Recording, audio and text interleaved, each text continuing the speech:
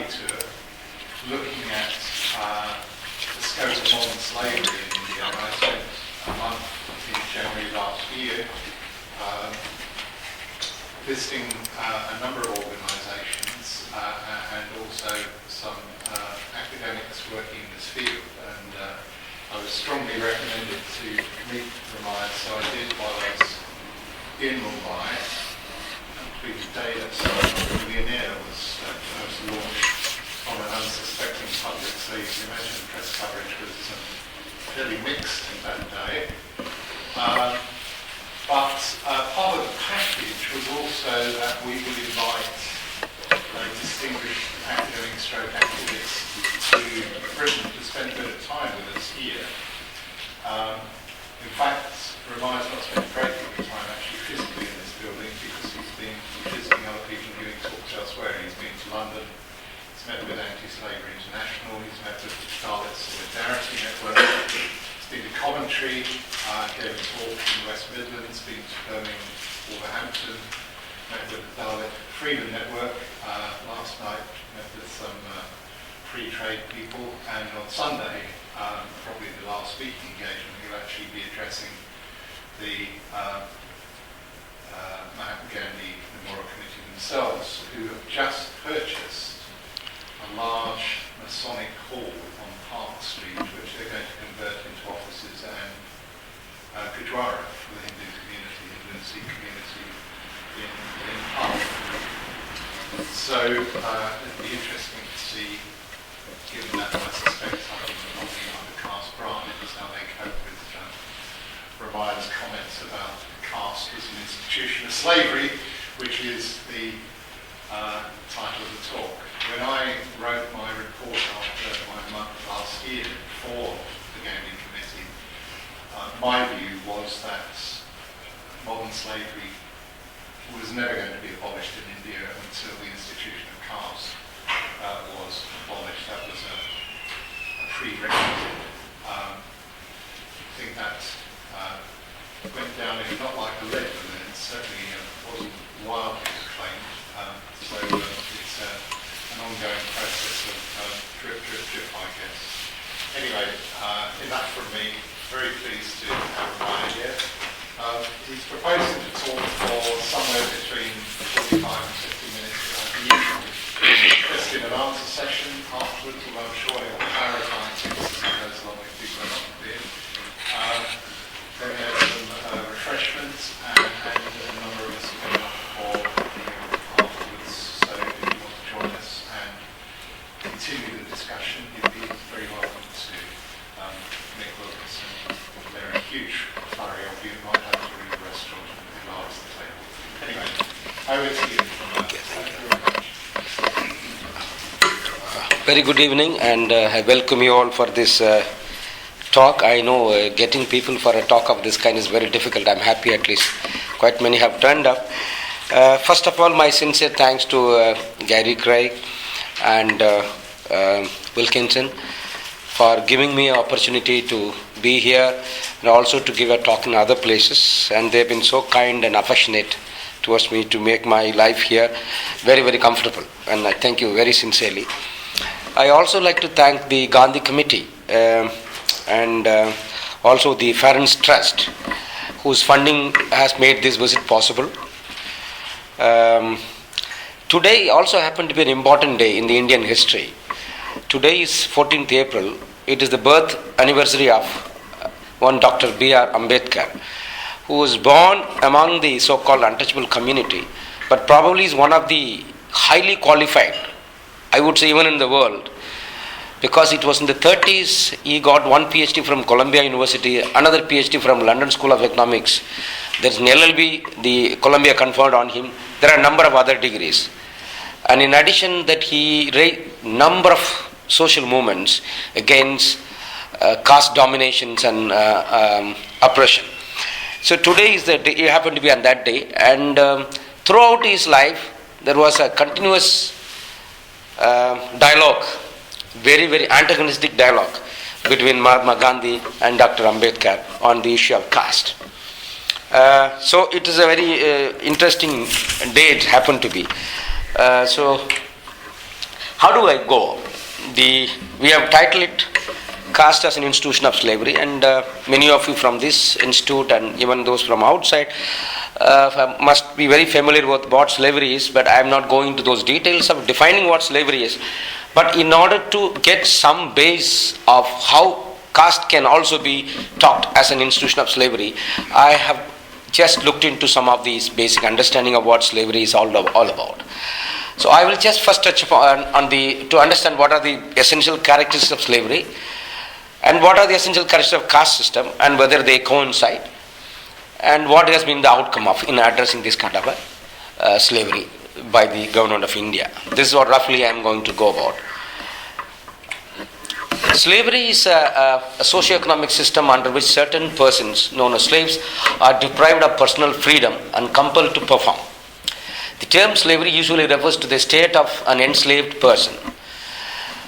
Sometime before, I also tried to understand myself this particular concept. So I wrote in some small monograph, and from there I picked up the last para, where I have written, slavery reflects on the one hand the mindset or the desire of the enslaving person. Generally, slavery means we look at the enslaved person. I am saying that it is also mindset of the enslaving person to enslave another, and his physical and material and political and persuasive power to do the same. It, on the other hand, also reflects the economic physical bondage to which the enslaved has been subjected to, and his unbound desire to break the bondage, an innate instinct of every species, in all possible ways, even by being silent, so as to live freely like any other free human being. And this is how I try to put it. And generally what happens to Dalits? Historically, all situations which created slavery were those which commonly would have resulted either from a natural or from social laws in the death of individual, meaning that it is a slightly better option than the death. In order to avoid death, one agreed to be a slave. That is a point Peterson has quoted. The most distinctive attributes of the slave's powerlessness was that it was always originated or was conceived of having originated as a substitute for death, usually violent death. The slaves were treated as legal objects, not as human beings, and therefore they could be bought, sold, transferred, given away, mortgaged, exchanged and lent out, and utilized in all other possible ways. Slaves can be held against their will from the time of their capture, purchase of birth, and deprived of right to leave, to refuse to work, to demand wages. In some socialist societies, it was legal for an owner to even kill a slave. In others, it was a crime. So, slavery, that is the level. Generally, how slavery is produced, and so far the understanding goes, most of the war captives end up becoming a slave in the history. Debt, bondage, poverty is the very usual means through which slavery actually emerged. The children born to slaves also become slaves. And I am adding, this is a new addition I have made, religion can also a potential means of producing slavery. I will come into this point a little later. And the UN understanding of slavery says, according to the Slavery Convention of 1926, slavery is the status or the condition of a person over whom any or all of the powers attaching to the right of the ownership are exercised. And this was broadened, the scope of the definition was broadened, saying all work or service which is exacted from any person under the menace of any penalty and for which the said person has not offered himself voluntarily. And Article 4 of the Universal Declaration of Human Rights says, no one shall be held slavery or servitude. Slavery and the slave trade shall be prohibited in all their forms. More interesting, this I found it very useful for me to understand the caste. The UN says, what constitutes slavery depends on the following circumstances of enslavement. It could be the degree of restriction of the individual's inherent right to freedom of movement. So if there is any individual restricted from going from place to place of his choice, then circumstances can lead to enslavement. The degree of control of the individual's personal belongings, what all an individual can possess. If there is a restriction on that can also cause a potential scope for slavery, the existence of informed consent and a full understanding of the nature of the relationship between two parties. What should be the nature of relation between two parties is also, there is a conditionalities. If there is restriction on kind of relationship two parties can have, that can also lead to enslavement. I mean, these are the common understanding in the UN circle, and all these 3 points are very, very useful to understand whether caste is also an institution of slavery. Slavery exercised through socio-cultural symbols. In addition, slavery can also be exercised through socio-cultural symbols. It is social in the nature of power relations.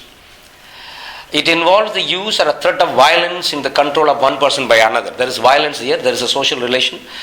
And then it involves the excess of psychological influence, particularly the capacity to persuade another person to change the way he perceives his interest and his circumstances.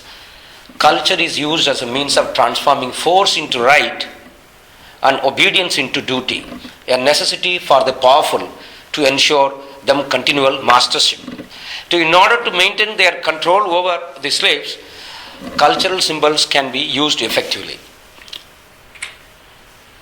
And the last in this section is, according to Peterson, although Rasu rightly argued that the source of legitimate powers lay in those conventions which today we would call culture, neither he nor Max Weber specified the area of this vast human domain in which the source of authority was to be found. Through this brilliant analysis, he concludes that authority rests on the control of those private and public symbols and rituals processes that include and seduce people to obey because they feel satisfied and dutiful when they do so. If these two understand, in this paragraph, talks how religion can be used to actually convince people to perceive the different way their own situations. Somebody in a particular religion may feel, he may be in bondage, but he may be feeling that I am a liberated person.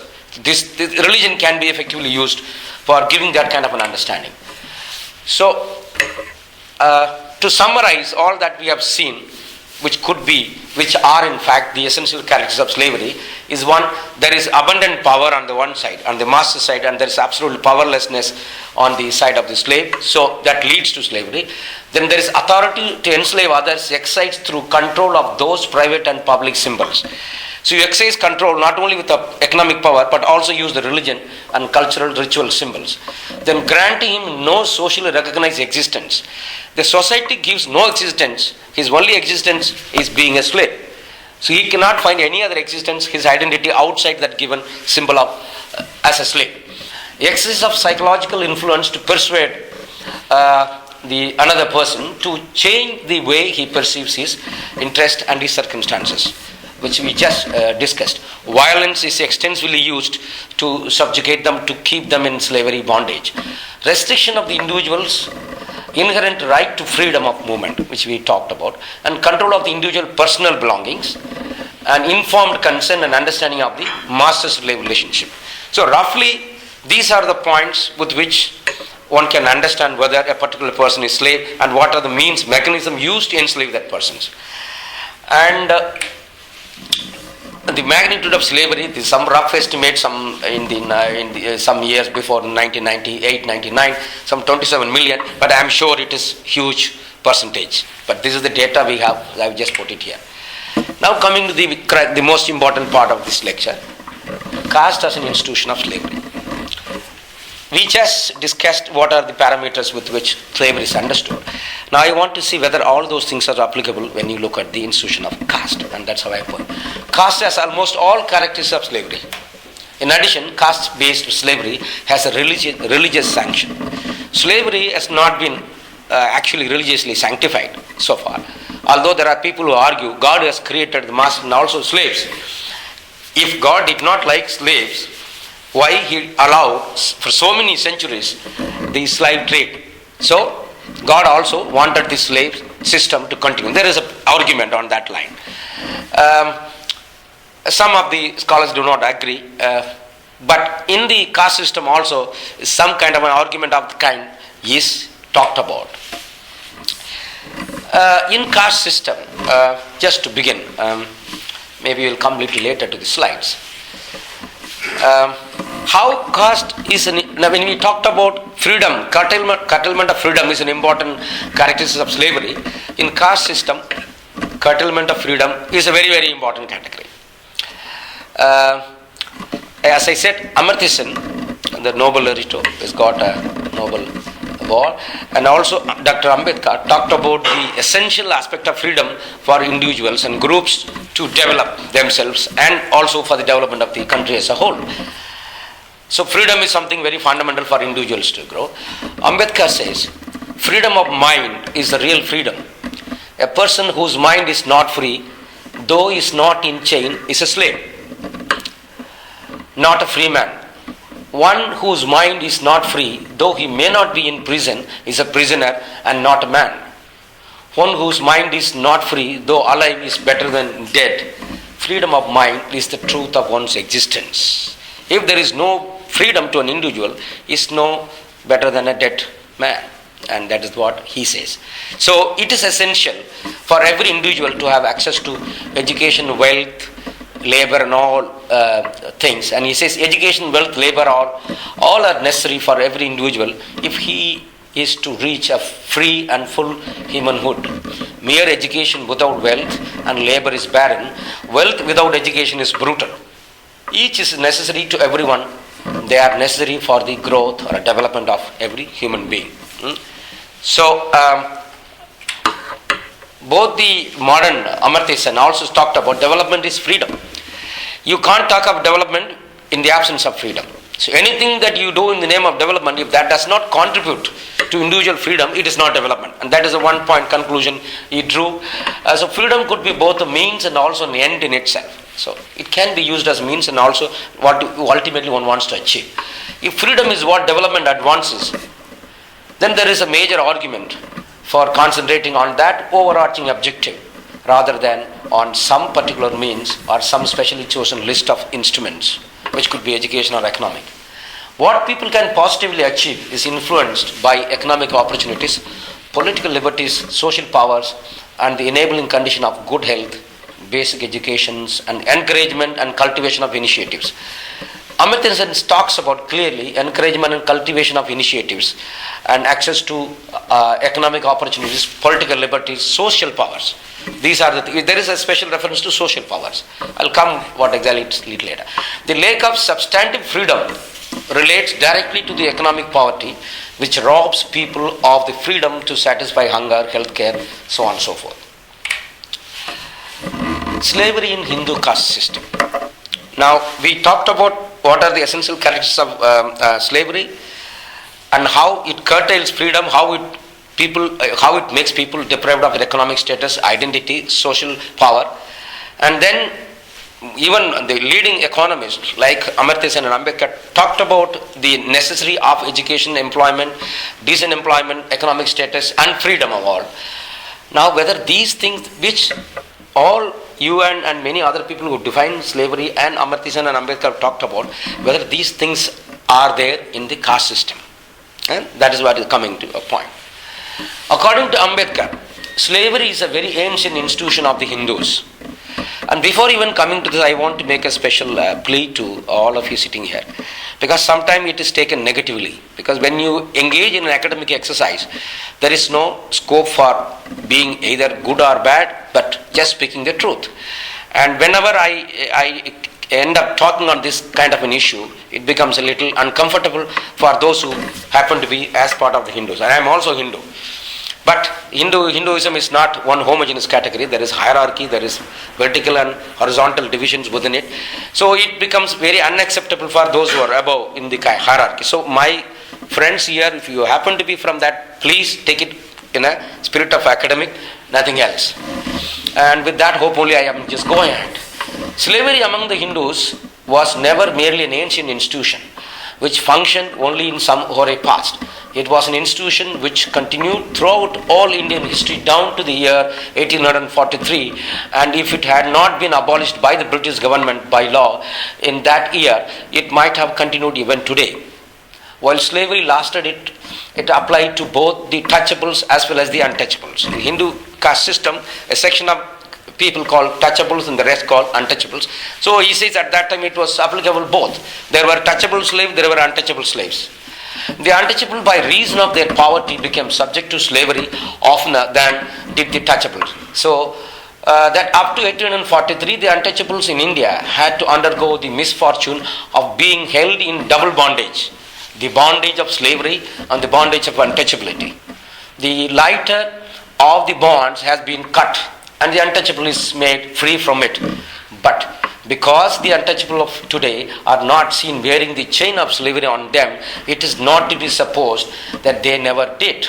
To do so would be to tear off whole pages of history. So meaning that slavery is very much part of the Hindu social system according to Ambedkar. And they were held in double bondage. Freedom denied and slavery sanctified in Brahminic theory of Varna and Caste. Now when you talk of Hinduism, the first thing that comes is Varnashrama Dharma. Basically, the Hindus are divided into 4 Varnas. It is said it is based on their individual characters, qualities. Although Varna means color, that means there is a one theory, Western theory, which says the people from Central Asia around 3000 years before enslaved the local inhabitants of India, and the local people were reduced to be Shudras and inhuman sanctions imposed against them, and so they become the untouchables and Shudras and Atishudra. There is one theory. The other theory, which is the most popular, widely believed and practiced theory, is this what is known as Brahminic theory. And according to this theory, the Brahma, the creator God, the Brahma created the universe, and in that universe he created some as Brahmins and some as Kshatriyas and some as Vaishya and some as Shudra. The Brahmin, those created as the Brahmins, he created from his mouth. Creator God Brahma created a section of people called Brahmins from his mouth, and a section of people called Kshatriya from his arms, and a section of people called Vaishya from, some people say it is stomach and some people say it from the thigh, and the last section of people called Shudra from his feet. And the specific parts of his body from which these 4 categories have been created, also there is a hierarchy. Because it said mouth is supposed to be the most purest part of Brahma. So those who sprang from the mouth became the superior caste of all. And the arms represent the muscle power, and those who came from the arms, called Kshatriya, became the warriors, the people who defended. So because he came from the mouth, the Brahmins are supposed to be the preacher.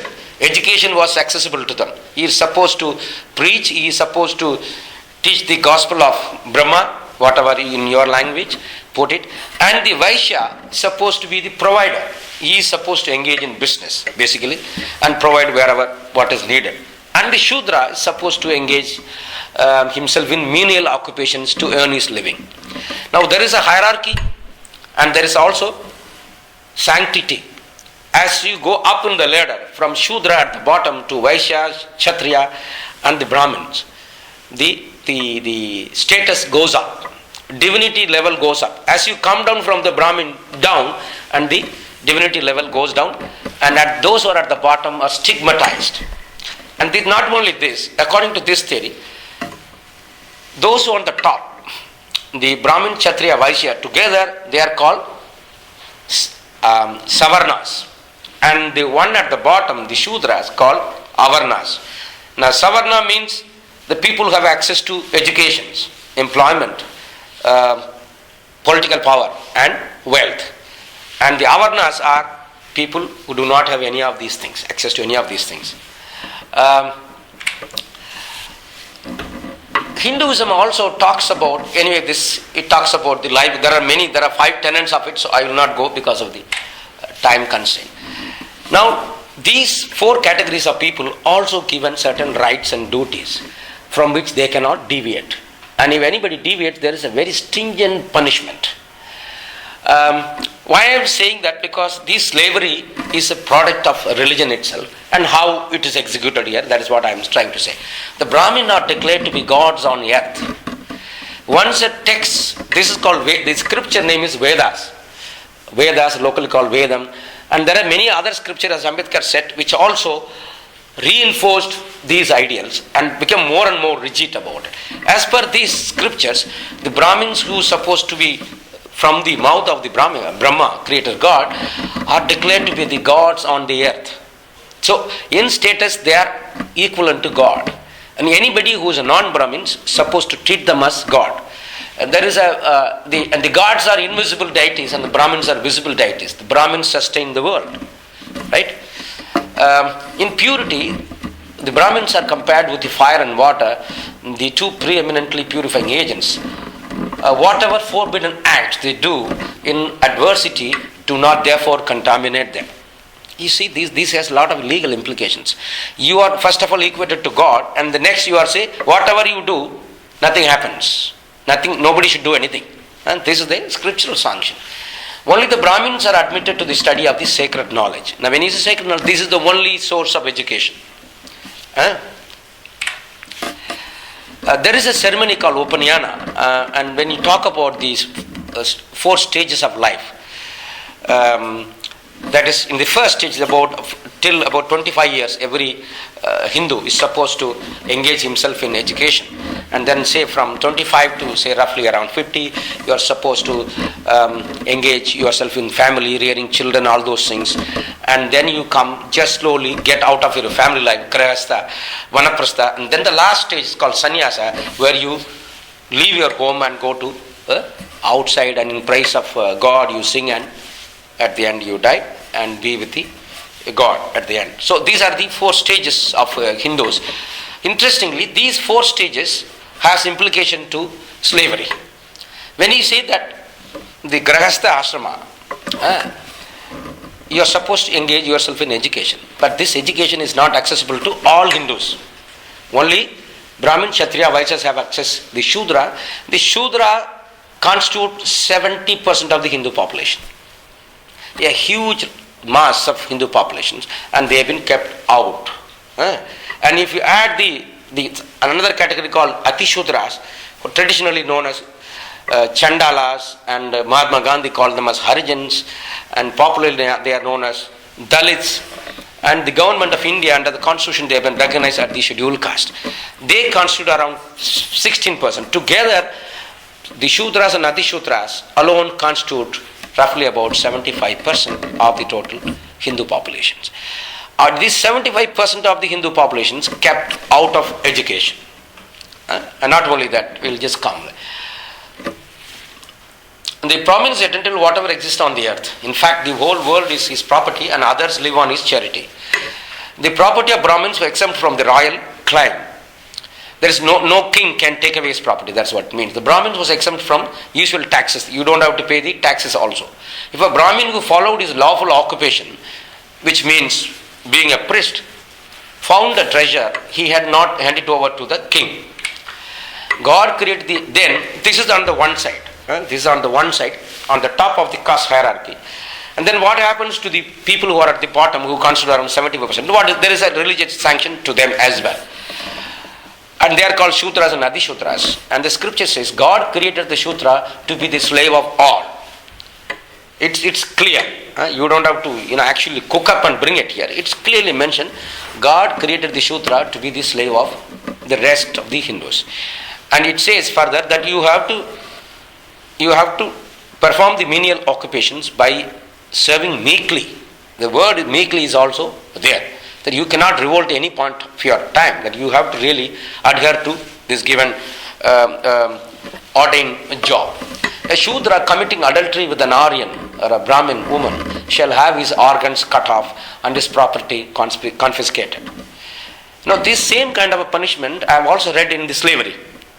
The black people were never allowed to have any kind of relations with the white, or any slave for that matter cannot afford to have such relations with the women of the masters. There are many other stringent things I don't want to bring in, but unfortunate. A Shudra committing adultery with the woman of the first 3 castes shall suffer capital punishment, or shall be burnt alive, tied up in a straw. Interestingly, I picked up, though Ambedkar has translated most of these things I picked up from a book, very well acclaimed book called Caste and Race in India by G.S. Gure. Many times when you quote this, people also become very antagonistic. You are misquoting, and that is the reason why I don't want to pick up from Ambedkar. I am just picking up a book written by another Brahmin.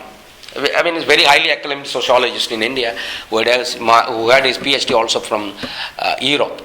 A person who dies with the Shudra's food in his stomach will be born again as a pig or a Shudra. If after partaking of such food, a Brahmin be so unwise as to have a conjugal intercourse, the offspring will belong to Shudra, and the Brahmin cannot ascend him to heaven. Because the Brahmin were the mediator between the people and the God. So if at all you have to go to heaven, you have to go through him. And without his blessings, you cannot go to heaven. So he will not ascend you to heaven. I mean, so that is the importance given to this category of Hindu population. Though marriage between Brahmin male and a Shudra female is contemplated, yet it is said that such a wife is espoused merely for pleasure and not for fulfillment of religious purpose. And children so born become the Chandalas. The children so born in such a relation, that means the Shudra men and the Brahmin women, any child born to this relation will be labeled as Chandala, meaning worst contemptuous person you can think of on earth is Chandala. That is an abuse. Many times it is used commonly in a village life. You look like a Chandala, you behave like a Chandala. So it is an abusive thing. So on touching a Chandala, now who is the Chandala? We talked about the Shudras. In today's context, they are called backward caste. You must have also, somebody who worked on Indian issues must have heard about OBCs, other backward classes. A large majority of the so-called other backward classes constitute the other backward caste. They are basically backward caste. Here when talking about Chandala, we are not talking about backward caste. Those who are below the Shudras. Interestingly, in the theory, there are words like Antyaja, Antyavashin, meaning they are not the people at the end of the Varna, but end of the village. Even today you go to any village in India, you will find there is a main village. Adjacent to that, there is a place called Cheri. Mostly the so-called Dalits or Chandala live there. And many times there is a gap between the main village and that village. And one has to really walk a bit to, and there the condition is pathetic. So the Chandala are supposed to be people living in that secluded area in any village system in India. One who touched the Chandala, one must immediately bathe with one's clothes on. If a Brahmin unintentionally eats the food or accepts the presents given by a Chandala, he is outcast. So anybody receiving presents from such a person, he will be outcast. But if he does so knowingly, he becomes equal to a Chandala. Now this is on the social status side comes, and what kind of a punishment he is likely to face. Then you have economic sanction against them. In Manusmriti, which is supposed to be the code of conduct for all Hindus, section that 10.129, I put this section as well here. No collection of wealth must be made by a Shudra, even though he be able to do it. He may be able to do it, but he should not make wealth. For a Shudra who acquired wealth gives pain to a Brahmin. Right? So it causes pain to a Brahmin, so you should not acquire wealth. Then section 10.125 says the remnants of the Brahmins' food must be given to the Shudra, as well as their old clothes and refuse of their grain and their old household furnitures. What should be the economic status of the Shudra? On the one hand, you say that they should not acquire wealth, though you may be capable of doing it because it causes pain to another section. And he says, what should be the property? How will you eat? The remnants of the Brahmin food, the left out food should be given, the left out grain should be given to him. Broken dishes should be used, broken furnitures, these are the properties. Elsewhere they have also mentioned the donkeys, you cannot have cows, but you should have donkeys. Because again, among animals there is hierarchy. Donkeys, pigs are supposed to be the lowly status. So only they are. And even the houses, what kind of houses you must have? You should not have a flat roof. You should have only tin roof. No concrete. It's a tin roof. So everything has been detailed very much in those things. Due to wantage of time, I am just rushing. But the dwelling of the Chandalas and the Shavapakas shall be outside the village. They must be made. Apapatras means the tins. And their wealth be dogs and donkeys. Anyway, it is there. Shudras, the largest section of the people, was the only one which was denied knowledge. Again, Guru's book. Shudra has no access to any religious rights. If the Shudra intentionally listens for committing the memory in Veda, the Veda was the holy book. If any Brahmin chanting that, and if a Shudra happened to hear that, then you are likely to be a very severe punishment. Then his ear should be filled with molten lead or lac. If he utters the Veda, then his tongue should be cut off. If he has mastered the Veda, his body should be cut into pieces. These are all utterances. Women have no business with the text of Veda, the only source of education. A Chandala and a boar, a cock and also a dog, and a woman in her courses, and an eunuch may not see a Brahmin eating. So these categories of sections of Hindus should not see when a Brahmin is eating. Now there is a special, very popular phrase in the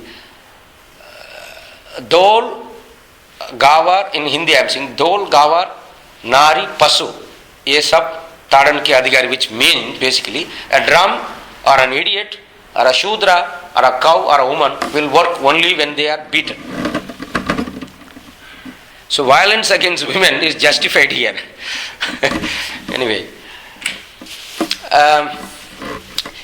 there are a number of such things and very unbearable things written there. And that is why Dr. Ambedkar revolted against these things. And as a protest against such inhuman code of conduct written by Manu and others, Dr. Ambedkar burned Manusmriti in public on 2 occasions.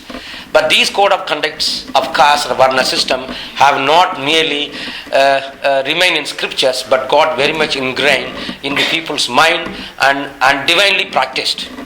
They do not feel guilty about committing such crimes. So, because it has gone into the mind so deep, people do not feel guilty of committing such crimes. Unfortunately, such codes, such system of caste were not being supported by well-known national leaders, including Mahatma Gandhi.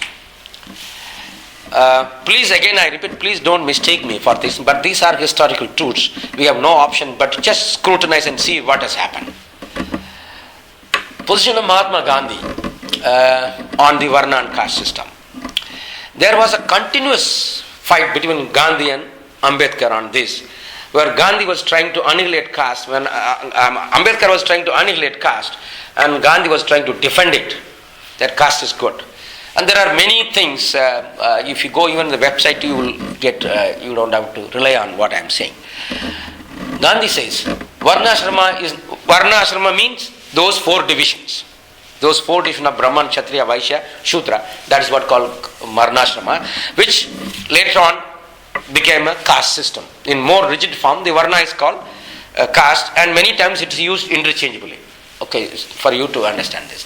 Varnashrama, in my opinion, is inherent in human nature, and Hinduism has simply reduced it to a science. Now, when you say science, it is everything is based on tests and experiments. That's what we call a science. But the very next sentence says, it does attach to birth. A man cannot change the Varna by choice. Now, on the one hand, you say science. For example, in a normal recruitment pattern, we say, whoever is good at computer, you just let him do that job. And whoever is doing some, maybe carpentry, let him do that job. And then his own children, a carpenter children need not be a carpenter. He may become a president of America. Obama, we have an example. You have so many examples. Ambedkar was a Chandala, so-called Dalit, became the finest scholar ever India produced. So it is not necessarily, but he says it is by birth. That means when he says Brahmin as a category, all those who are supposed to engage themselves in preaching, meaning educating others, are supposed to be Brahmins as per the Varna. But it not necessarily that all Brahmins will be intelligent. Not necessarily all Brahmins will be interested in being a professor. Not necessarily all Brahmins will be interested in becoming all the time doing rituals in temples.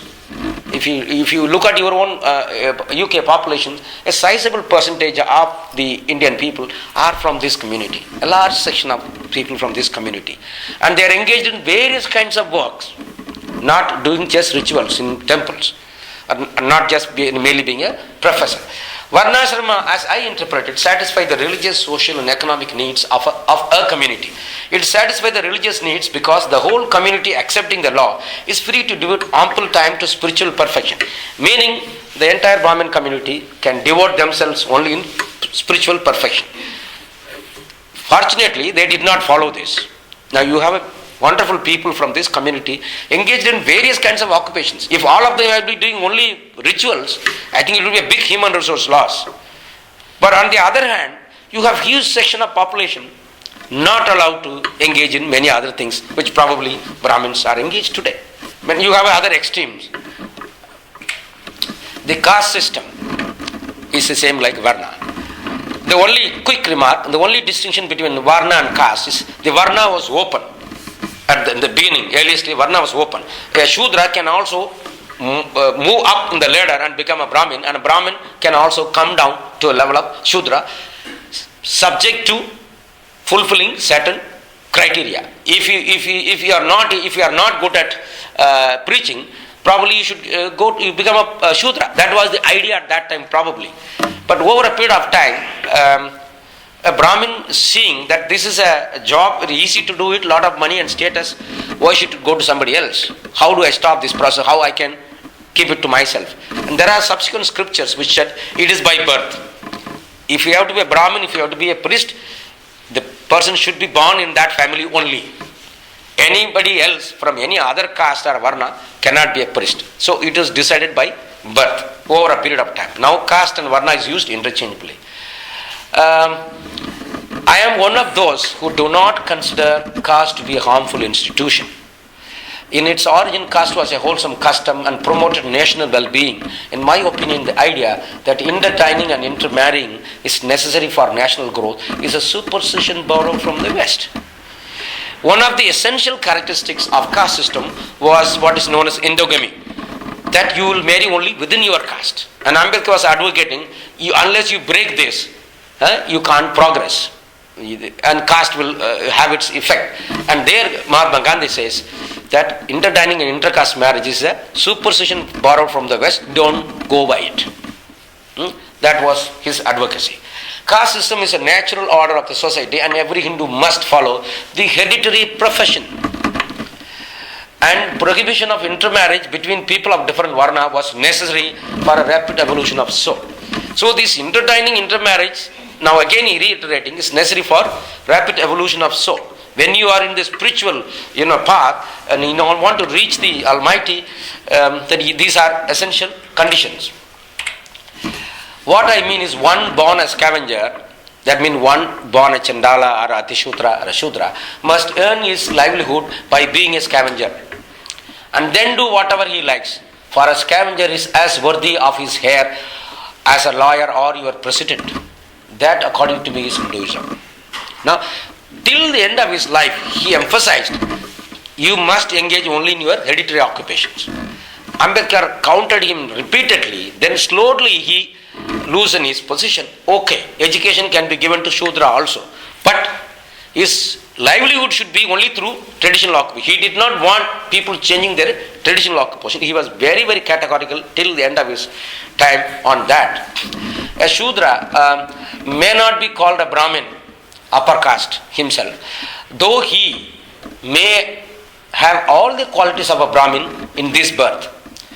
And it is a good thing for him not to arrogate a varna to which he is not born. It is a sign of true humility. Now in Hinduism, there is something called karma theory. How do you keep the people in the same level, in enslaved level? Now you are born as Shudra. Why you are born as Shudra? Because in your earlier birth, you have done something very bad. Earlier birth, probably you could have been a Brahmin, but you did not do your job properly. That is why now you are born as a Shudra or a pig. That's called transmigration theory. So the karma theory says, Now a Shudra can also become a Brahmin, subject to the condition that as a Shudra, what you are supposed to do, you do it without revolt. Till the end of your life, just sincerely do what you are supposed to be a Shudra, so that you are eligible to become a Brahmin or any upper caste in your next birth.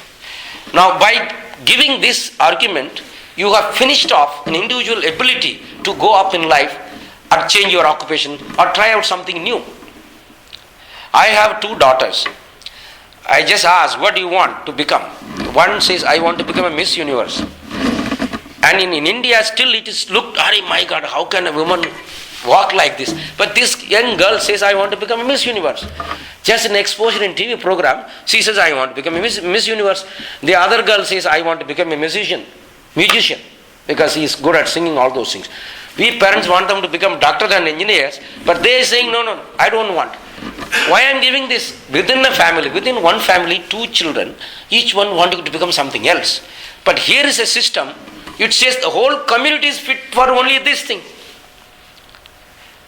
I mean, that what a huge amount of human resource waste by saying that 75% of the Shudra and Ati-Shudra population not fit for any other occupation but other than menial occupation. This is what and by making this kind of a thing, conditions, the people at the top have had a comfortable stay, could enjoy whatever you want. You have no competition. You have 5% population of Brahmin, abundant resource, no competitor. So you could go excel wherever you want, whichever field you want, and depriving the large majority of the rest of the population. And that's what.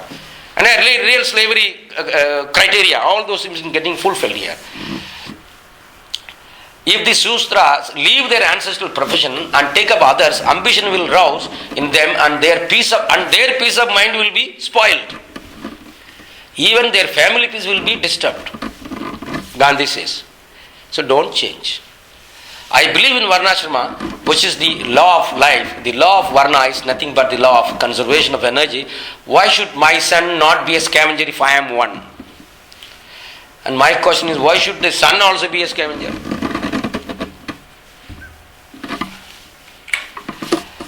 And not only this, then another very powerful personality from India ever produced was Swami Vivekananda. Interestingly, this man was also Shudra caste. You know, a lot of politics is at the highest level in India, as much as you have even in here.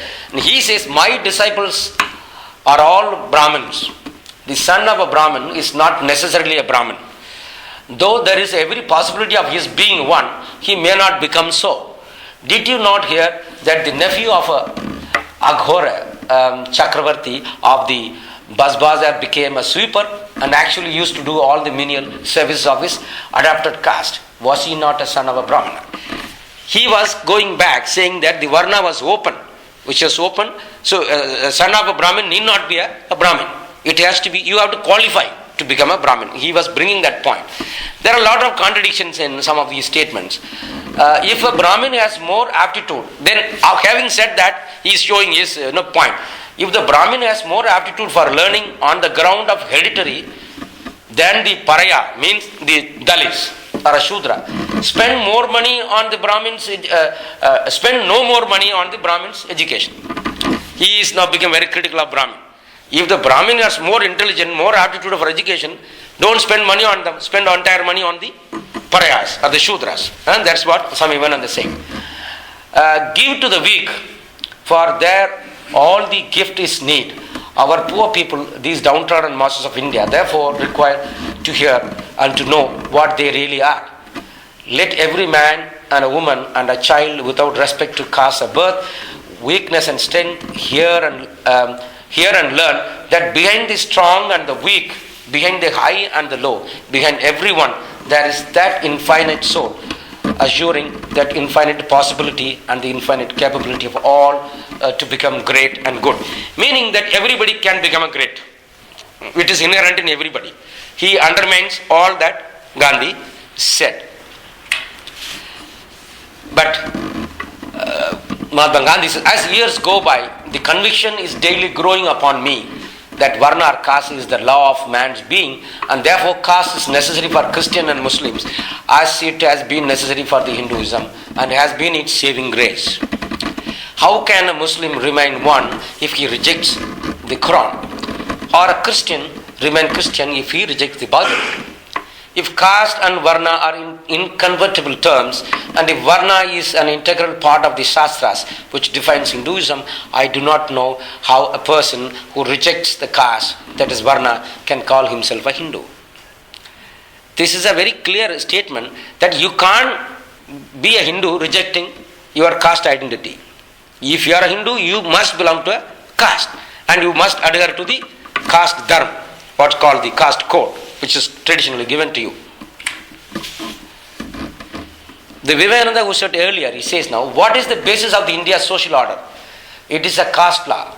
I am born for the caste, I live for the caste. Born in the caste, the whole life must be lived according to caste regulation.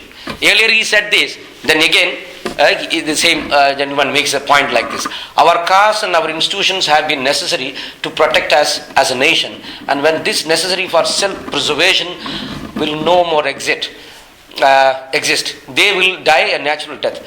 But the older I grow, the better I seem to think of this time-honored institution of India. So he is also coming back to the same round. It is owing to the caste that 300 millions of people can find a piece of bread to eat. Whereas Ambedkar says much of unemployment problem is because of this. That 75% of the population have not been given proper training and skills, and this huge human resource waste, and that is why India is backward all these years. That's what Ambedkar says. But if it had not been for caste, you would have heard no Sanskrit books to study. But the Sanskrit book was never given to anybody else other than to a Brahmins. This caste made walls around which all sorts of invasions rolled and surged, but found it impossible to break through. That necessity has not gone yet. So caste remains. That's what he says. Now, this definition of what caste is all about, many Max Weber, which I don't want to go, because basically they are saying that it is a hierarchy, it is vertical and horizontal division, it is occupation. This is how they define it. Where the other Gandhi and Vivekananda are saying that is a great thing. So let us not read this.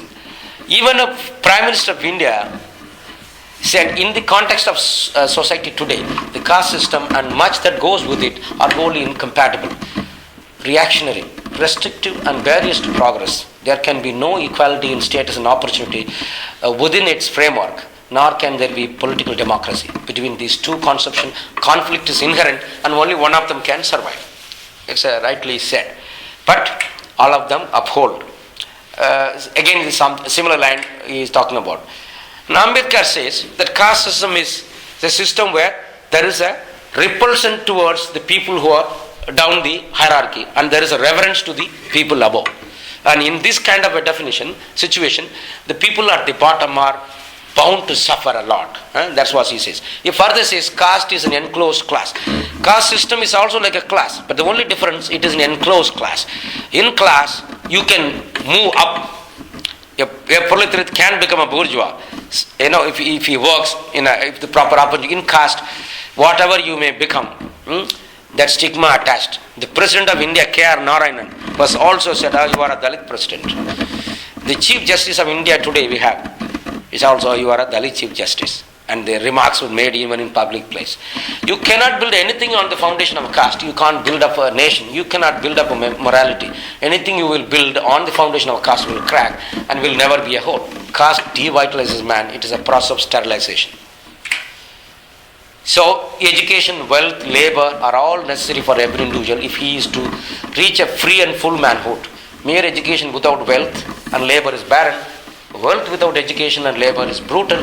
Each is necessary to everyone. They are necessary for the growth of human being.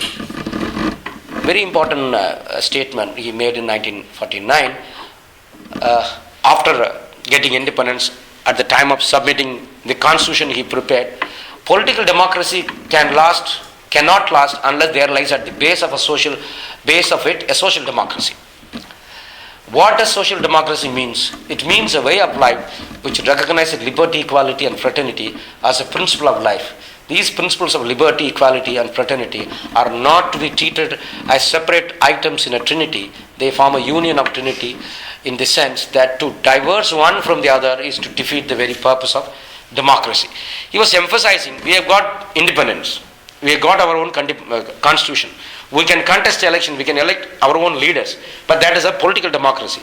But unless at its base there lies a social democracy, this political democracy is of no use, and those who suffer at the bottom of the society will blow up this political democracy one day, if social democracy has not become a reality soon. So the constitution proclaims liberty, equality of various kinds, and this one particular class which I am very interested, Article 39 class 2 of the Indian Constitution says, the state shall in particular strive to minimize the inequalities in income and endeavor to eliminate inequalities in status.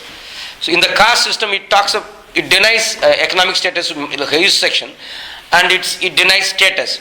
Here in the Constitution is clearly written inequalities in income and endeavor to eliminate inequalities in status, facilities and opportunities not only amongst individuals but also among groups of people residing in different areas or engaged in different vocations. People engaged in different vocations are different caste groups. So he was also meaning that every caste should be given importance in enhancing their status and economic opportunity.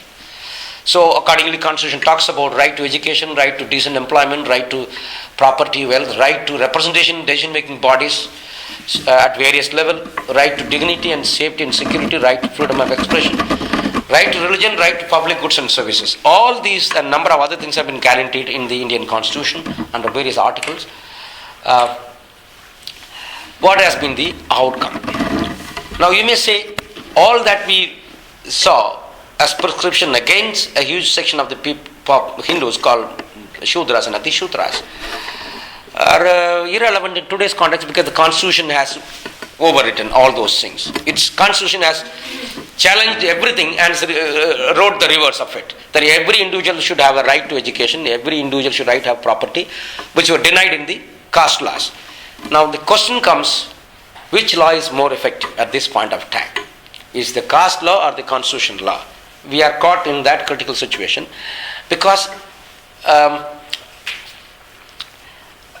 still a large majority of those in bonded labor, child labor, trafficking, or any other kind of a thing that you can think of, 80 to 90% of those are by and large from this so-called untouchable Dalits or scheduled caste community. So this is on the one side. But this is not to undermine the fact that many from this community have educated themselves, reached a very high position, although the percentage is very, very limited, but there are significant percent of people from this community have reached a high level. I am one of them, probably. Many engineers and doctors, you have many MPs and MLAs, legislature and parliamentarians. There are also a few scientists from this background, despite opposition, all those things. Some people have even in the science and technology field very high position they have reached. One or two we can count. We had a President of India from this community. We do have the Chief Justice of India, Mr. Balakrishnan. The University Grants Commission at this point of time is headed by one Mr. Thorat, who is also from this community. There are members, planning commission from this community. So there are people.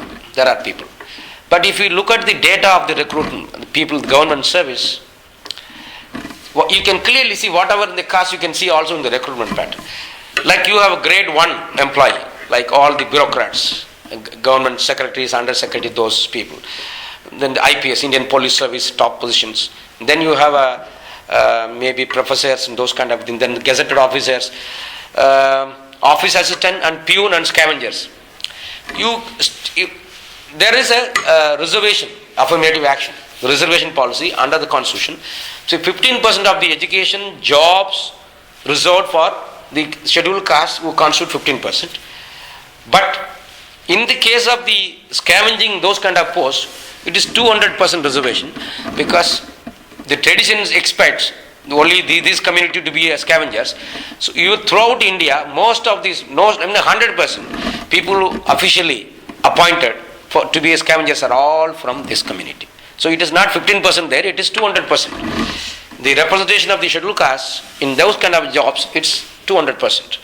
And when it comes to class 1 employee, grade A employee, despite 60 years of implementation of the reservation policy since 1950, you still have a sizable percentage of positions vacant, saying that we have not found a suitable candidate. That's what that situation is going on.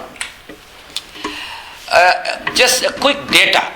So you have these community have been given special reservation. What we have achieved? We have just some more, because comparative data you don't get it. But I got some, so little outdated data, but still it talks of something. 1970, 1999, 1997 and 98, there was a survey of about 150 Indian universities to see what is the representation of this community. The scheduled caste and scheduled tribes supposed to be at the bottom. And it's say on the minority. The minority is Muslim, Christians and others. In social science faculty, 1.7%. And the minority constitute around 15% population. And their representation 1.2. In science faculty, 3.2. When the case of scheduled caste and scheduled tribes, their populations together is around 22%, and their representation in social science just 1.2, and science it's 0.5%. The other backward classes, which basically backward caste, whose population is around 52%, and their representation in the social science 6.8 and science is 2.3. The upper caste, whose population is around 15%, their representation in social science is 90% and in science is 94%. Of late 2010, probably if you look at it, the margin must have slightly increased, maybe 1 or 2% maximum in all other things, but by and large it's a huge gap. And there is no affirmative action special policies for this community, but still they managed to go there because they were the first to take advantage of the British entry and their free education, and with that they could excel and they could go all over, and they made use of all that they could achieve this. I'm just going to close it in a few minutes. With regard to the constitutional protection for the safety and security of the vulnerable communities like the scheduled caste and scheduled tribes, we have 2 laws, the Prevention of Atrocities Act and the Protection of Civil Rights Act. One is to deal with the untouchability, the other one is to protect them from atrocities. But the data indicates every day 2 Dalits are murdered by non-Dalits, every day 4 Dalit women are raped by non-Dalits.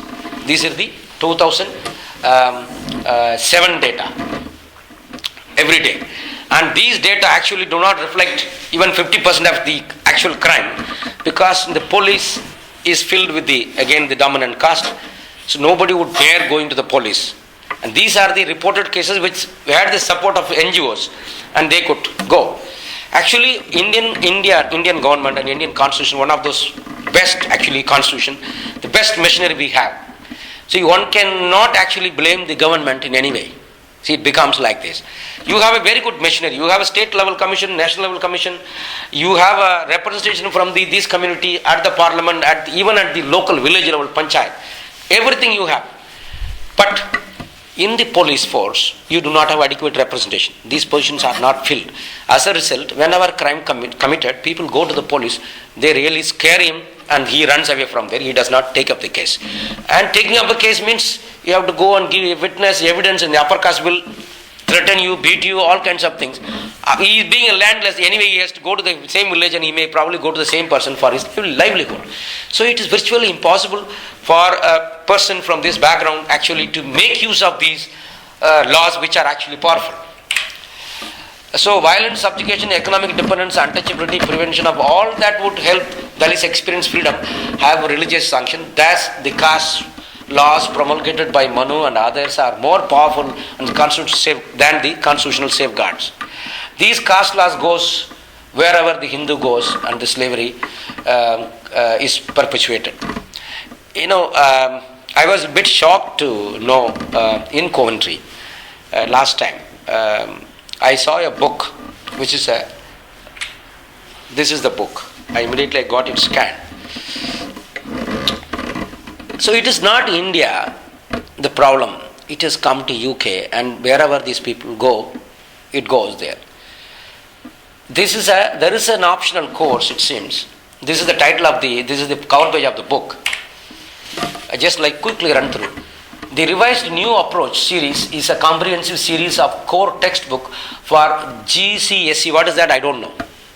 Probably some grade.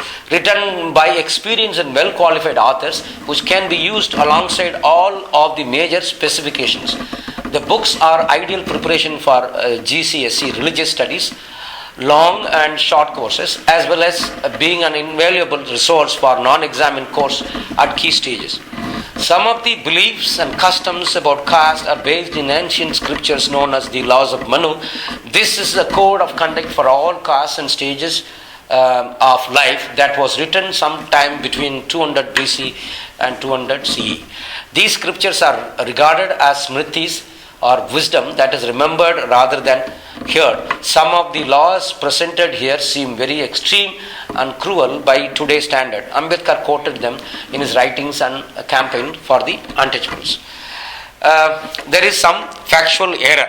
I don't know whether it's deliberate or somebody made a mistake. All those tribes in the world which are excluded from the community, born from the mouth. This is wrong, first of all. The arms and thighs and the feet of the Brahmin are called dasyus. This is it's a blunder. I don't know what, it's deliberate, it's complete. I don't know deliberate or somebody made a mistake, I don't know. Now this comes, I also quoted there, the dress. Their dress means, here talking about dasyu and everybody. There means the Shudras. Here, there means Shudras. Dress shall be the garments of the dead. They shall eat their food from the broken dishes. Who? The Shudras and the scheduled castes, whatever. Black iron shall be their ornaments. So you should not have gold or silver ornaments, but only the iron ornaments. They must wander from place to place. A man who fulfills his religious duty shall not seek contact with them. A man meaning a Brahmin, should not have contact with them. Their association must be among themselves and they must only marry their equals. If one of these people intentionally defiles by his touching a member of the twice born means the Brahmin, Kshatriya, Vaishya caste, he shall be put to death. This is quoted by Ambedkar writing. Yes, Ambedkar has taken the scriptures and read that and translated and used it. Now this kind of a thing now is published here in the book. People have raised objection to this. There are some of these people from the so-called the low caste saying that we don't want to tell our children that this is your background. Why are you publishing in the school and making our children feel guilty about or ashamed of their own origin? Why the hell you do it? So they have been raising objection to it. I think I have said enough. And I'll stop you. I will respond to your questions. I hope I tried to say how caste is linked to slavery. Thank you.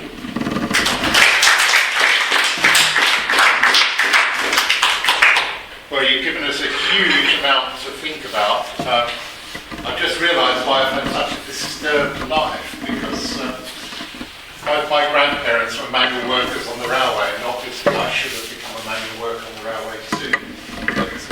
My peace of mind has been completely disturbed by the fact that I've become a professor and I'm really living above my status, and I apologise to everybody. But, there are a huge number of questions that occurred to me. The one thing I forgot to mention when I introduced Ramaiah, of course, is that last week in the parliamentary wash-up process, the Equality Bill was enacted, and at the last minute, thanks to pressure from the two big Dalit networks in this country, caste has now also become forbidden as a basis for discrimination in this country, which I think is going to place some interesting dilemmas upon the Indian population in this country. Questions, enough from me. Questions, thoughts? We'll let it run for 20-25 minutes if there are enough questions, and then we'll continue the discussion across the way with some liquid refreshments. Who wants to start. And pardon me if I have hurt anybody's sentiment here, please. Yeah, we're fairly broad-shouldered. Okay. David, yes. I'd like to raise 2 points, if I may. The first is refers you back to the estimate by bail, about 27 million. And if I understand your talk correctly, what you seem to be suggesting is that if we're thinking of conditions similar to slavery in India today, we're thinking of caste as a basis for discrimination, equivalent to slavery in some cases, and perhaps Bales has misunderstood the number of slaves in India today. The numbers must be much larger than what Bales is suggesting, and therefore he needs to think about religious practices or religious sanctions as a basis for continuing slavery.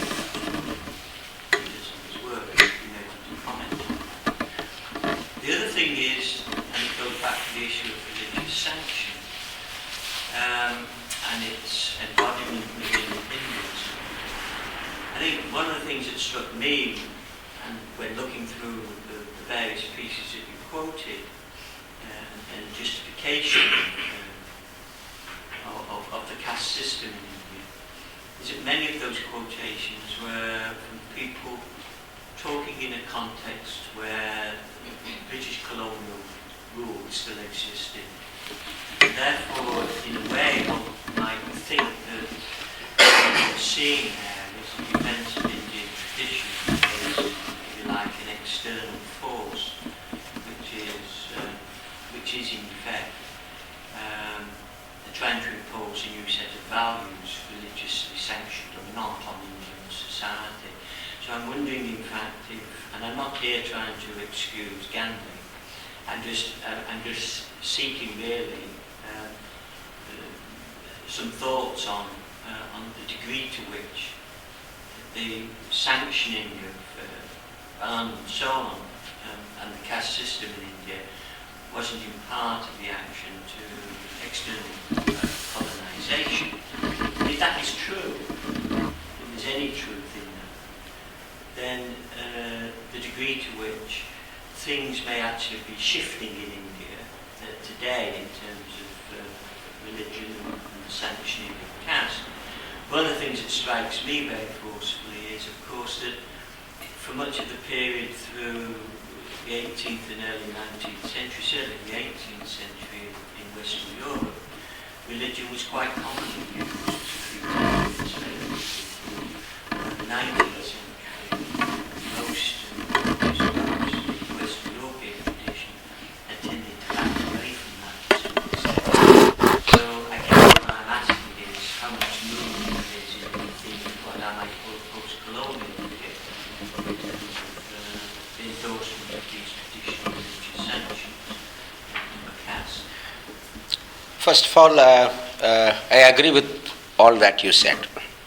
I mean, right from the first point, you said what would be the magnitude of slavery. If this definition is understood, it's a huge. I mean, the Indian population and 70% of the Hindu population, it goes in millions. It itself is millions. But all of them are not in slavery. All of them are not in slavery. But most of those people who come under the modern slavery happen to be from this very community. And if you trace the history why, only from this community, and there is a link to it. Interestingly, these scriptures are not taught on a day-to-day basis to the children. But these are all passed on from generation to generation. And as you know, it's very common in India. I come from a village. The moment a child is stepping out of the home, your land, your areas, first of all, most of these people live in their own geographical boundary adjacent to the village. They are not at the center part of the village. They are most of the time either close to the village but little away from the village, but not at the center of the village. There is a location. If for any reason, if the child goes into that village or into that main village, into the house, there are frequent prescription, please don't come. Sometimes they are beaten. Sometimes really there are all kinds of problems. Even people go to the extent of honor killing in Haryana, in the 2 years before, there were 4 honor killings. Why? Because the Dalit boy fell in love with an upper caste girl. And the parents had no problem in killing both of them. So just to protect your caste purity, you go to the extent of killing.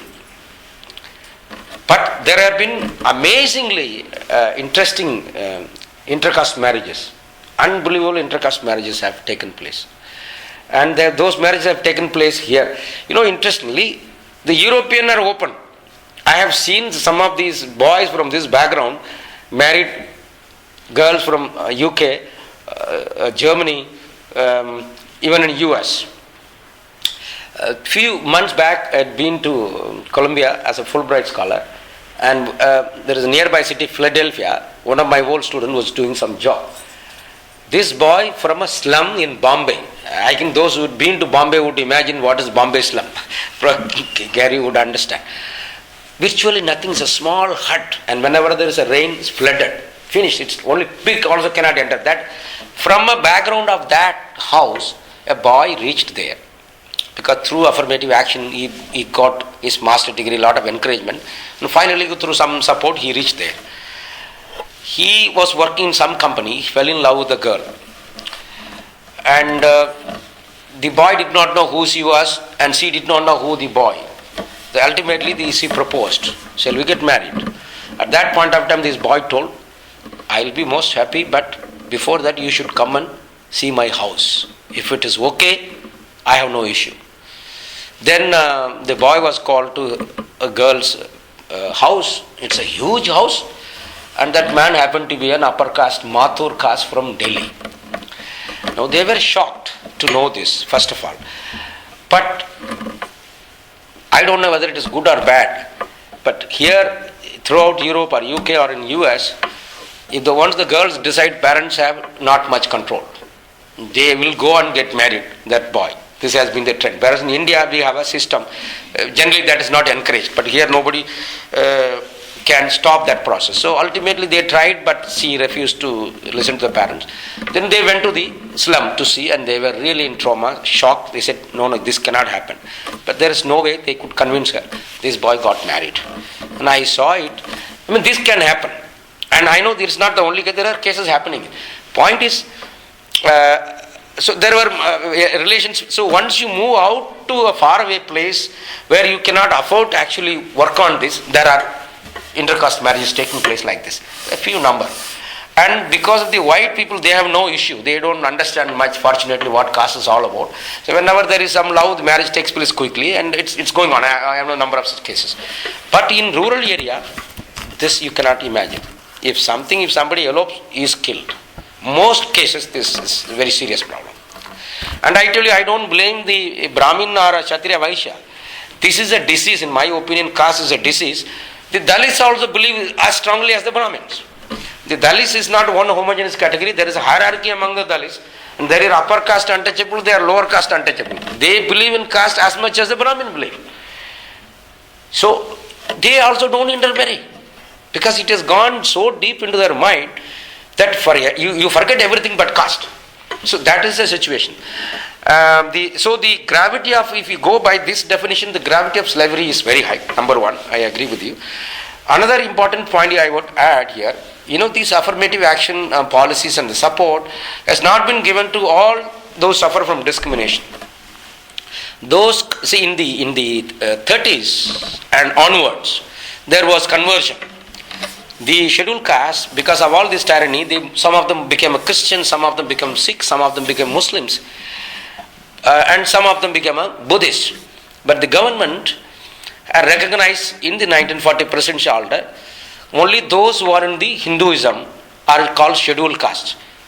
Only when you qualify to be a scheduled caste, you are entitled for all these government protection and supports. And with a lot of fight in the 1989, the Buddhist, in 1956, the Sikh community, three communities, must be Sikhs, and there are three Sikh community, they also got this scheduled caste status, because they said Sikhism is branch of Hinduism, and after conversion also untouchability is practiced within the Sikh temple. Conversion has not helped, and all these arguments, finally they have also been recognized as scheduled caste. So they also get this protection.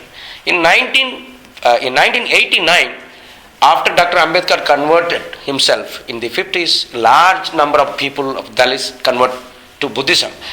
And so you also have a sizable percentage of that population. In 1989, all the Buddhists demanded scheduled caste status, and that was granted. So right now, so Hindus converted to Sikhism, Buddhism, beside those who are in Hinduism, these three categories have been given the scheduled caste status, thus entitled to all these provisions. But those who are in Christianity and Islam have not been given the scheduled caste status.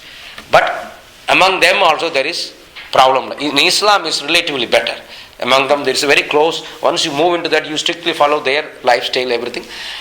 So it is not much of a problem. But still there is an Ansari versus, Pathan. There is a caste.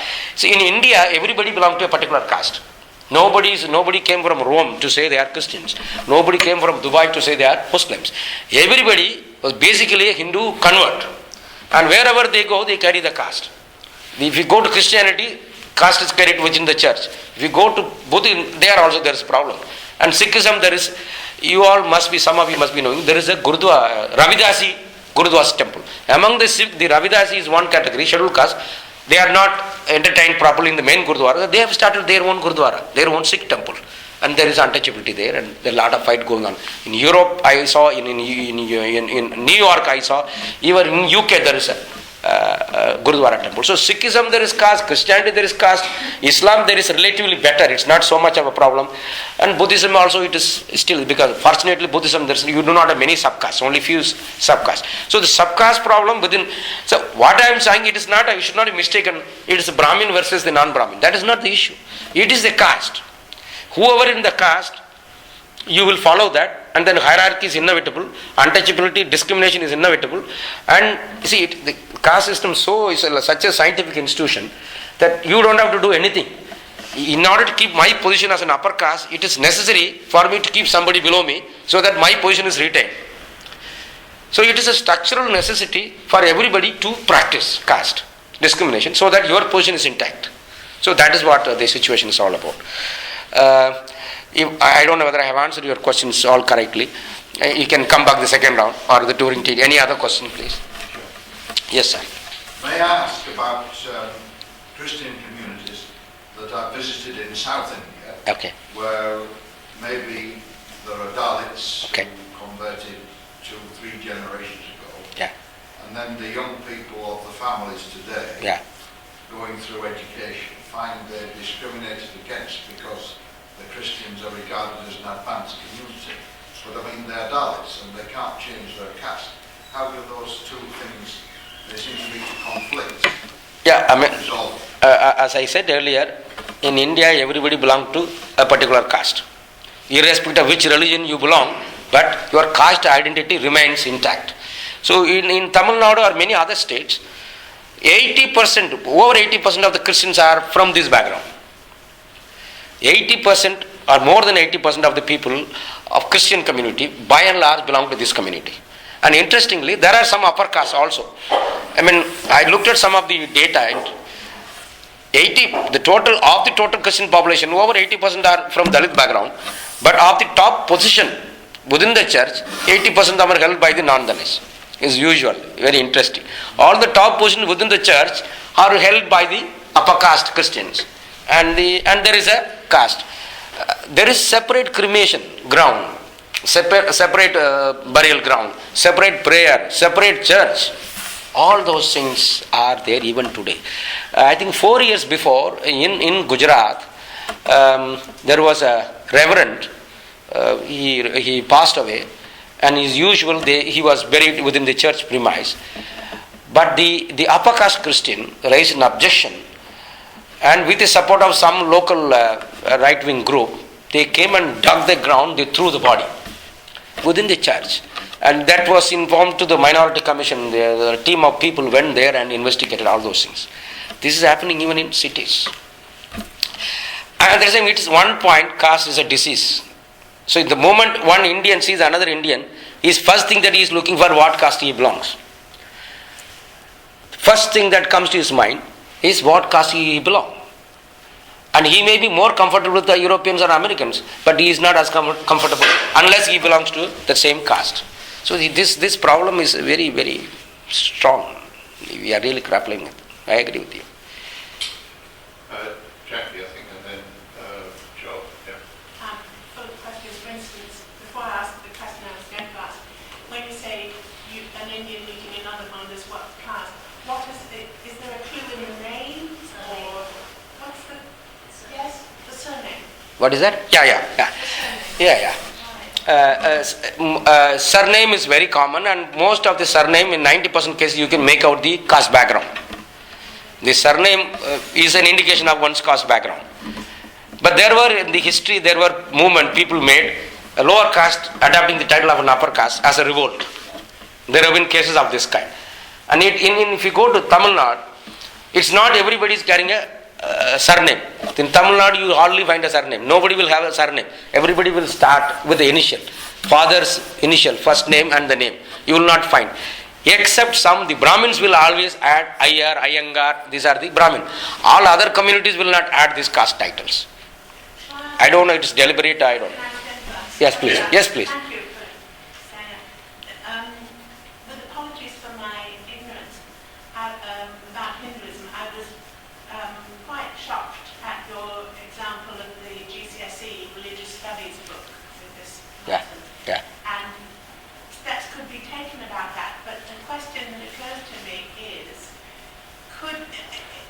how intrinsic to, how necessary is caste to Hinduism? In other words, could an understanding of the religion and beliefs and maybe practices be taught in English schools, leaving out caste, or is caste truly part of Hinduism, or can it be totally separated from it? Very, very, very interesting question. Actually, very important question. Which separates the two? If you ask me, I don't think that you can explain Hinduism without relating to caste.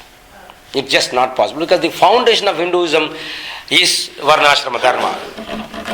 So you cannot have Hinduism without actually relating to caste. So therefore, if it's going to be taught, or an understanding is going to be given in English. It is a real problem, because I don't know what is the alternative. Can a person be a Hindu without relating himself to a caste? And caste is a problem. That is why Ambedkar said no reform is possible. It's annihilation of caste only possible. And Mahatma Gandhi clearly told, annihilation of caste means elimination of Hinduism. I am not telling, Gandhi himself has told. How can you allow that to happen? I mean, it's a very serious issue. It is. Yes. We think it should be taught about in English schools with discussion of the caste implication aspects. I mean, you're saying beliefs can't be pulled apart, separated from the socio-economic system regulating society. See, I mean, to be on the practical side, the Dalit people do not want being labeled as untouchables. At least having come all the way here, settle our business, they are living a comfortable life, they don't want to be told by the rest of the people that you are an untouchable, you belong to this background, all those. It will cause a lot of humiliating experience for the children. So they don't want this to happen. So on the other hand, if at all you want to explain what Hinduism is all about, one has to avoid it. But if you avoid, the explanation is not complete. The one best way is to say, yes, there are 4 varnas, this is how, and they are hierarchically arranged. Need not go into these kind of details where they are to be treated like a dogs, and those they could avoid. Practical side. Actually, it's a big question. How will you deal with a caste when caste is Hinduism? That means, in fact, when I made a presentation in the Coventry, the response was, you are attacking Hinduism. They were very annoyed. They were actually telling me, you are attacking Hinduism. But that was not my intention. That is never my intention. I am just saying these are historical truth, facts. If we want to explain, this is how, there is no other way.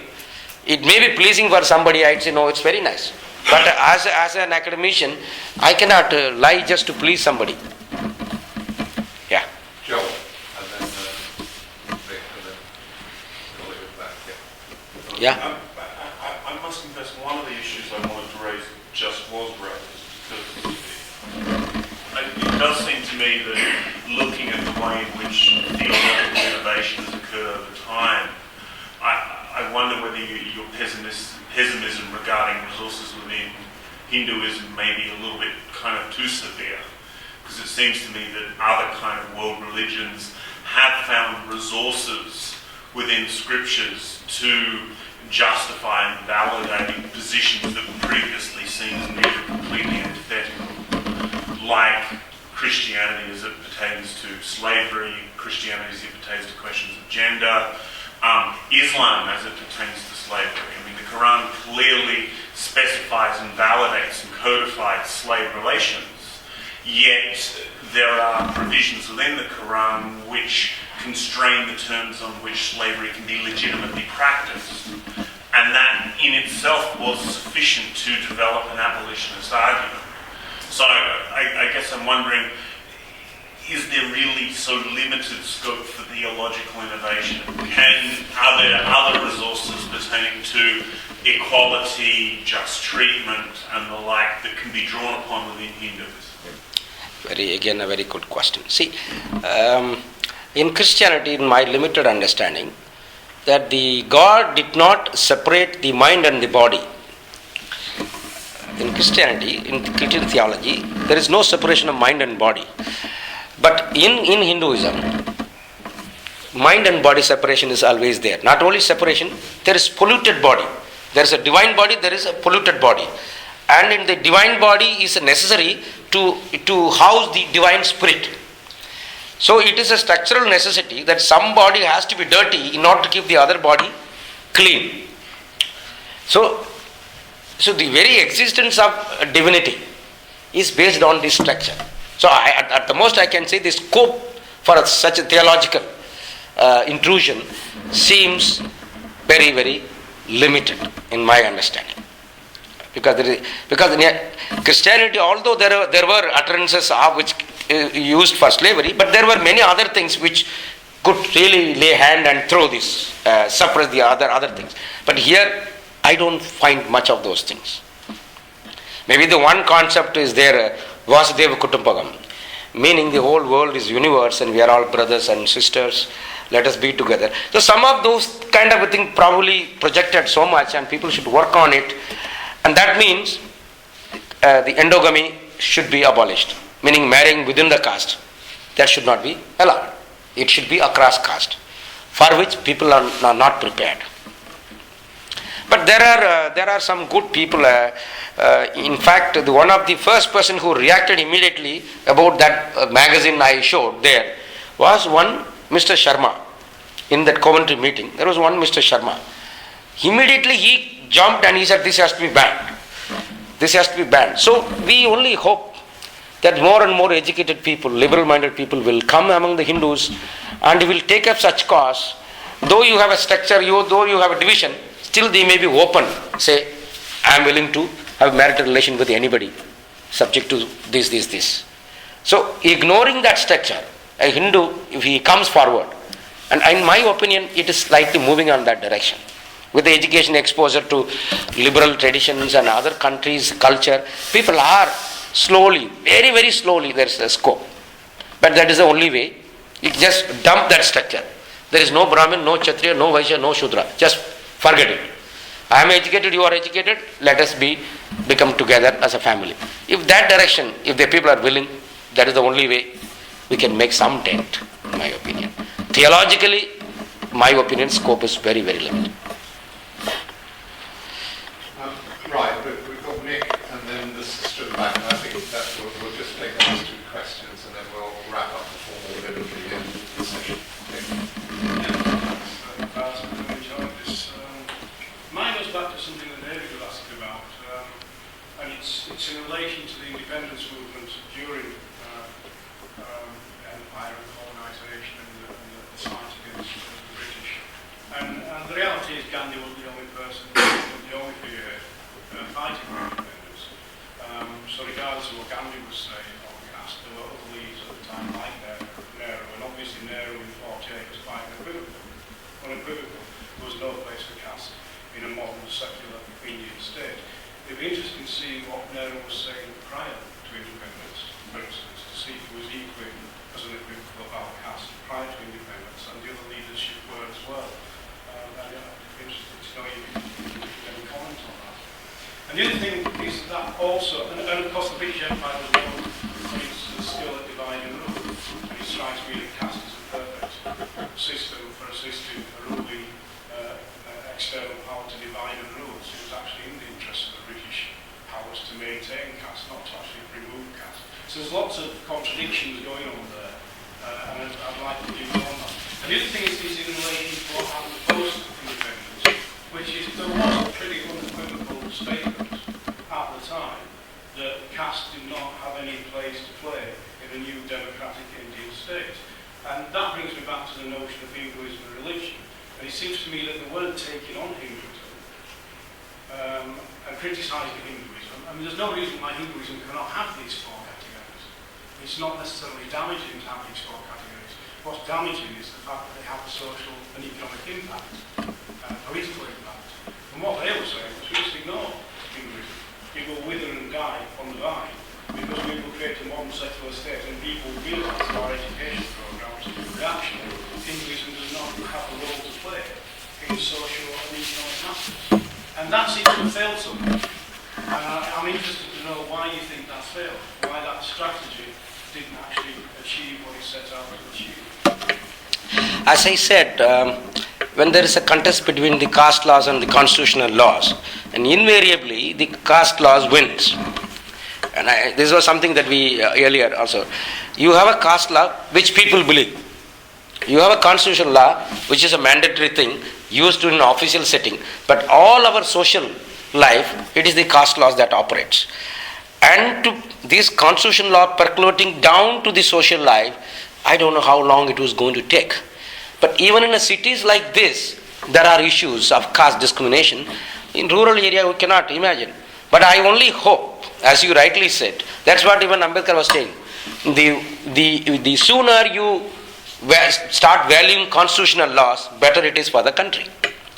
But, it is simple human logic. For example, I am a Brahmin or any other upper caste. I get status without doing anything. I am a god on the earth. Brahmin friends don't, it's only for an example. I am a god on earth. I may be an illiterate person. I may be even mentally not developed. But because I come from that tradition, I have automatically gained that status. So anybody in rural area, it is very common. Any Brahmin goes, any people will bow down. And he will raise his hand and bless. So something for which actually I have no qualities, but still I get a status. Why should I give up? It is simple. Why should I give up? Free I get status and power, everything free, without doing any work. Why should I give up? Why should you hell with your constitutional laws? Why should I give up? And on the other hand, the people who are supposed to actually revolt against such things, also fearful that if I say anything against this man, who is nothing but a god, he may curse me, and my whatever little livelihood I am entitled, that will also go away. So it is so deep rooted in the minds of the lower class, because most of the people Indian people are God fearing, very God fearing. Some of person like me, it's a different issue, but 90% of the people are very, very God fearing. So they are scared of antagonizing people from that community. One is they have a power, money power, land, everything is there. On top of it, the blessing of God. So you have all those things. People value that than your constitutional laws. And those who implement constitutional laws also follow that caste law. So the success rate is very, very, very low, unless one fight. Or those educated are really ashamed of saying that we belong to this caste, that caste, we value. They will not say. These are the context in which the constitutional laws have worked. But this is not to undermine some of the few finest people from this Brahmin community who even laid down their lives for the development of this community. There are few people. There was one B.D. Sharma, who was a commissioner of the Scheduled Caste Commission, who was even beaten by chappals by the local people because he was voicing for the cause of the Scheduled Caste. There are few examples of this kind. So one cannot simply undermine these things. And I know some of my close friends are from that so-called upper caste community. Of course, they will not never talk caste, I will shout at them. But that is the relationship we have. And see, as a Hindu, if you don't follow your caste, that you are not a Hindu. Anybody says, I am a Brahmin, I said, if you are interacting with me, that you are no more a Brahmin. You are outcast already. It's like that. So constitutional law is the best solution, and that is what everybody emphasized. That is why that we have got a political democracy. Unless this is transformed into social democracy, then it has no meaning. And that's what Ambedkar pleaded there. Last question there. Yeah.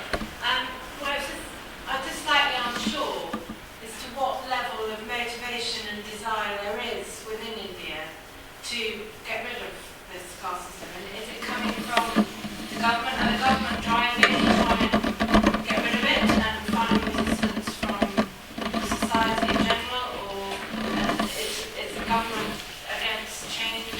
Or where is the... There is no special project, there is no special initiative to get rid of caste. Getting rid of caste means getting rid of Hinduism, I am saying.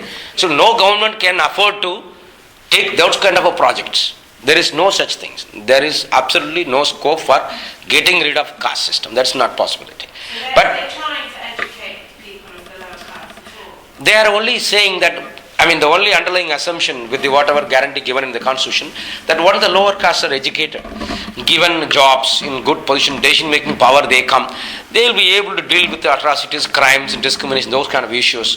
And the upper caste would learn not to discriminate them, and we can go on. So that is the, right now, the... If I may interrupt. Yes, please. I'm sure you are aware, as I'm sure other people are, there is reservation in India. Yeah. In terms of jobs Yeah. in the government sector, which goes up to, is it 40%?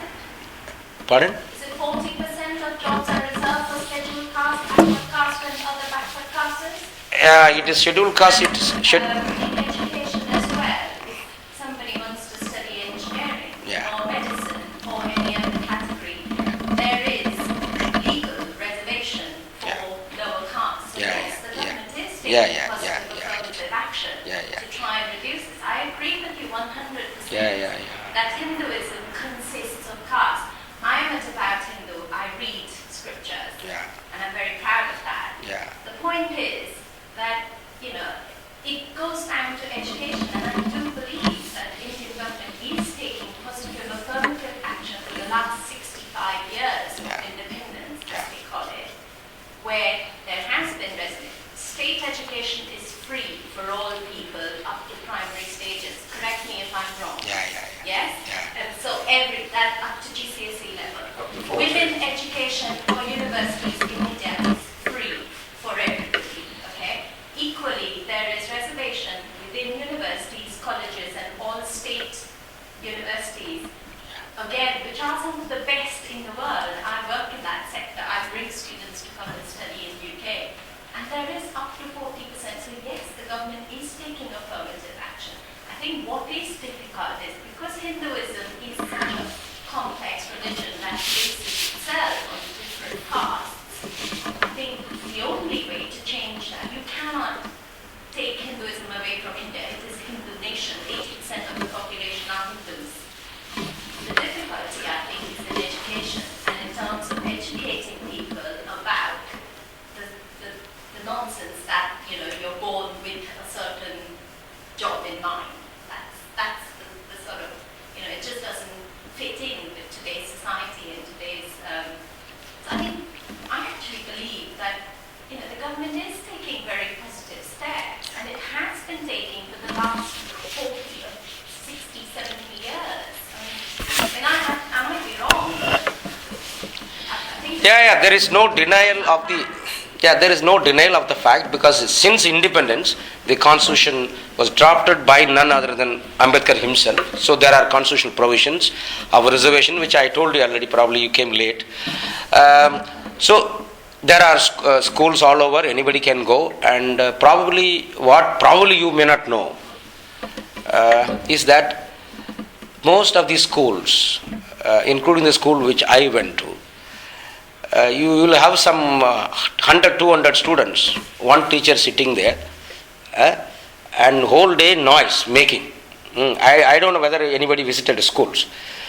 I am telling you again, this is one. India is one of the governments, probably in the world, huge investment in social welfare, social sector, and the amount of investment going on into this kind of thing is really significant amount of money is invested. Unfortunately, these schools, probably it's a huge country, huge population, these schools are run in very bad shape, and the kind of thing starts very bad. Most of these reservations that applies to the government colleges are also in bad shape. The things are improving. I mean, I'm only hopeful that things are improving and people are changing, and we only hope for the best. Well, I think, yes. I think if one thought about it in the UK context, for example, in terms of race and ethnic origin, the question is, okay, government may have been pushing for 62 years, but is the pace of change fast enough? If you think about ethnic minorities in this country, we now have outcomes which, whilst they're not iron laws, still show enormously strong associations, for example, between being of Bangladeshi and Pakistani origin and being in worse housing, poorest jobs, highest levels of unemployment, all the rest of it. Members of Parliament, black and minority ethnic groups have less than 3% of the members of Parliament, where the population at large in the UK is 3 times that. So, there has been, it's not affirmative action, but there has been positive action in this country. The pace of change here is very, very slow and angers a lot of people. It sounds to me, from what you're saying, is that, again, whilst the outcomes are not iron laws, it is possible I just want for to the add, first caste to become a professor or become a president or whatever. The association between caste and certain occupations is still very, very strong. The pace of change is very, very slow. That seems to be the picture. That's what the... Okay, well, shall we stop there? And I invite you all to come out of this and to continue the discussion with Ramaiah. Let us thank him in